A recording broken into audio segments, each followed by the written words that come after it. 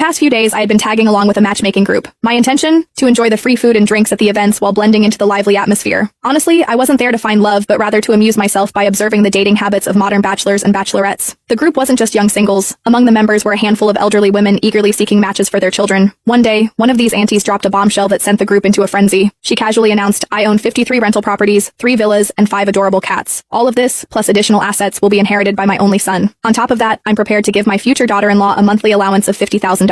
The chat erupted with messages from women of all backgrounds vying for her attention. Questions flooded in, asking if her claims were true. With confidence, she affirmed the legitimacy of her statement, but then she added, "There's just one condition. My son is in a vegetative state. I hope his future wife will not mind." Silence fell over the group like a heavy curtain, but I couldn't help chuckling. To me, this sounded like a golden opportunity wrapped in a velvet bow. I had already decided long ago that marriage wasn't in my plans. Why bother tying myself down? Life was better lived on my own terms. But if marrying a man in a vegetative state meant financial freedom, that didn't sound too bad at all. I, Stella Greer, had one great love: money. Without hesitation, I sent her a message in the group chat. "Why would I mind? Your son is clearly my destined sleeping prince." The group exploded in laughter and applause. Messages poured in, calling me bold, funny, and even shameless. I didn't care. To me, it was all worth it. Moments later, the auntie messaged me privately. "Are you being serious? Do you actually want to marry my son? Or are you just joking?" "Of course I'm serious." "Why?" "Because of money," I replied bluntly. There was no point in sugarcoating it. I was in it for the fortune. She fell silent, and I assumed I'd blown my chance. But then to my surprise, I received a transfer notification. She had sent me $500 as a travel allowance and invited me to visit her at Villa 8 in Starlight Bay, located in Crescent Gardens. She promised a warm welcome. Crescent Gardens was the most exclusive neighborhood in the city, with villas averaging over $1 million.